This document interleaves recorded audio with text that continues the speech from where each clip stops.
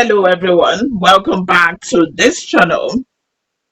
If you're joining us for the first time, my name is Uluwayomi Timlola, and here we take deep dives into stories, governance challenges, controversies, and the wider implication for democracy both in Nigeria and abroad. Before we begin, make sure you hit that subscribe button, tap the notification bell, and of course, if you find this analysis helpful, give this video a massive thumbs up. Alright, let's get into today's heated story.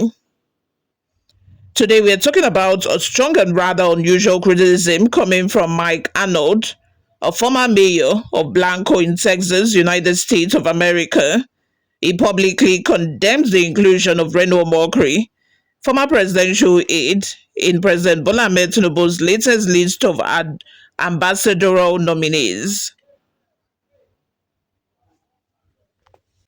According to reports, President Bola Tinubu submitted 32 new ambassadorial nominees to the Nigerian Senate for confirmation. But among those names, two in particular triggered outrage from Arnold: Reno Omokri and Femi Fani-Kayode, FFK. And Arnold did not hold back. His words were harsh, blunt, and deeply critical, not just for the nominees, but of the president himself and the direction Nigeria is heading. Before we unpack all of this, make sure to subscribe if you enjoy deep political analysis like this, without fear or favor. Mike Arnold accused President Tinubu of being, quote, tone deaf, dumb and blind. He claimed the president repeatedly appoints people he describes as money-grubbing, boot-licking, genocide-denying sycophants. Strong words, extremely strong words, these are. Arnold alleges the president is rewarding loyalty over competence, sycophancy over integrity, political connivance over national unity. He further described Tinubu as a corrupt dictator who doesn't care one bit about the unity of Nigeria or our everyday citizens. These are not just casual remarks. These are the kinds of statements that spark international conversations, diplomatic tensions, and domestic political firestorms.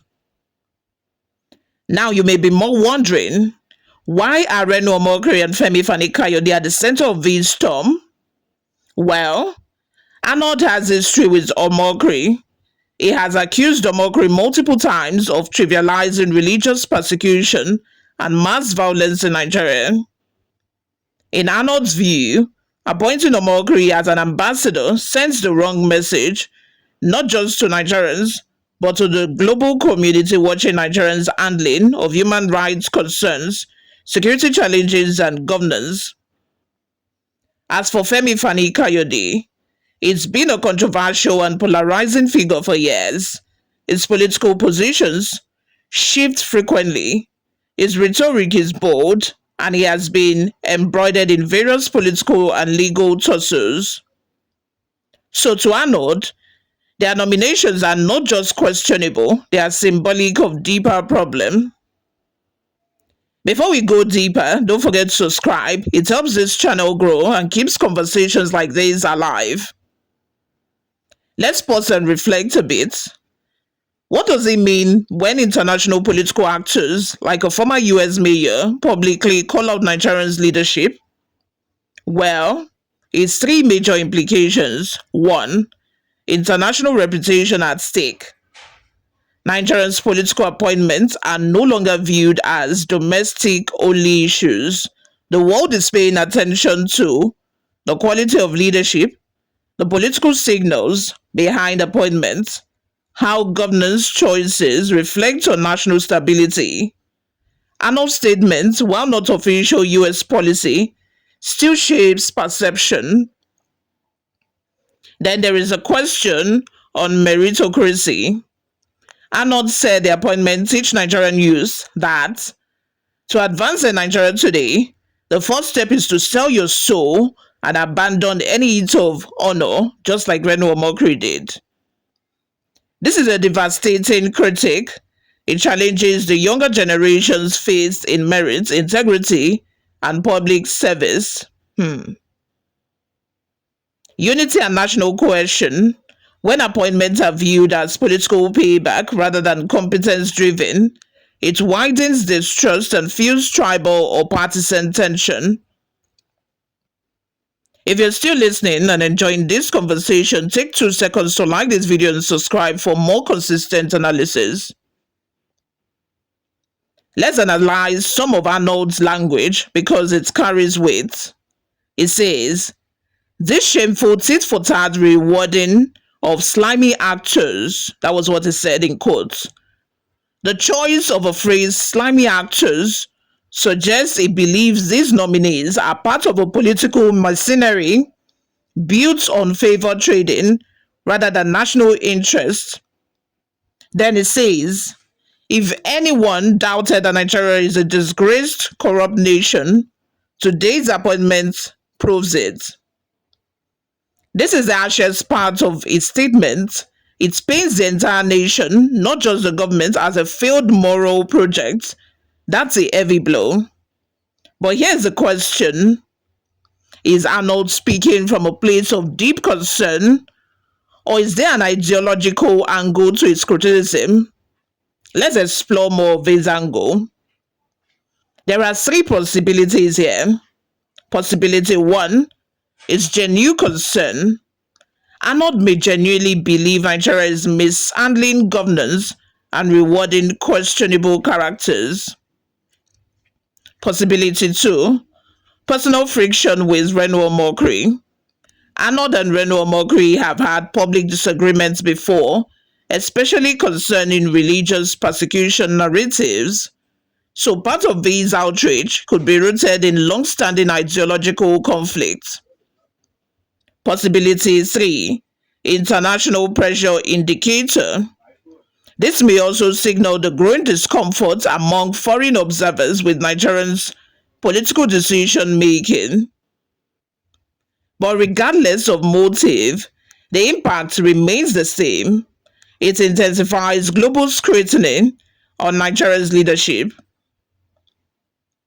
Across social media, Arnold saying Nigerians leadership rewards loyalty over competence. Others argue that foreign officials should not interfere in Nigeria's politics. Some say Arnold is simply exaggerating or using unnecessary insulting words, while others believe a critic is overdue and necessary. The public reaction is as polarizing as the appointments themselves. Before we continue, tap subscribe if you haven't already done so. You can also drop your thoughts in the comments. We want to hear from you. Nigeria's political system has long faced accusations of patronage, nepotism, political compensation appointments, recycling of political elites. So Arnold's concern or comment, while extreme, touch on a real concern many Nigerians quietly express.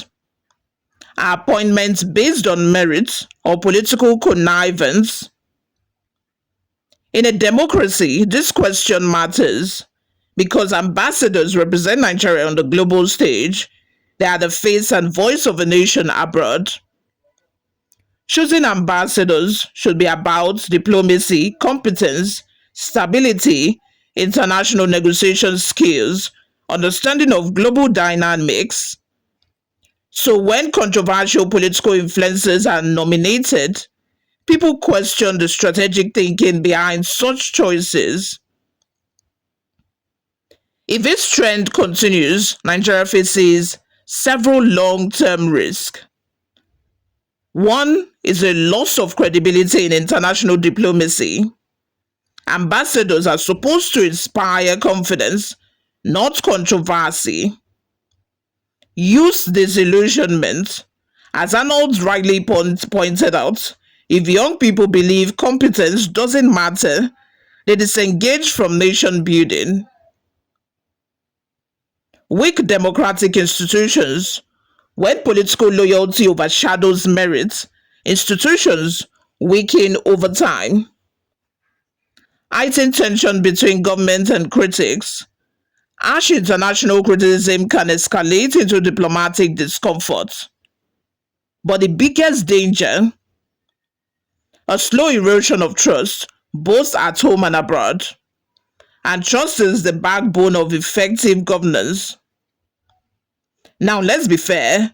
Every government appoints loyalists. It's not unique to Nigeria. Many presidents around the world reward supporters with political appointments, but the key difference lies in the balance. Most advanced democracies still ensure competence, character, capability, even when political loyalty is a factor. The question for Nigeria is simple.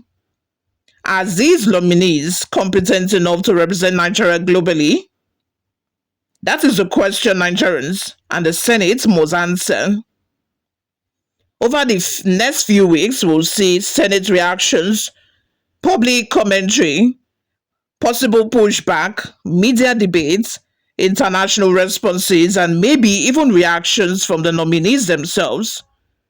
This story is not ending anytime soon, and I will keep you updated.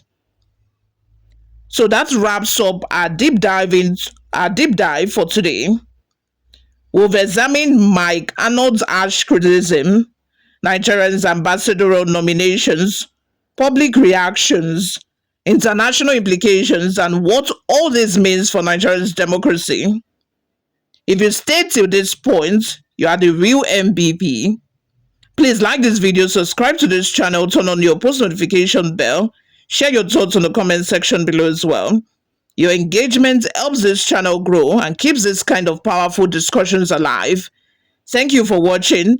Stay informed, stay analytical, and I'll see you in my next video. My name remains Oluwayomi Timlola. Bye for now.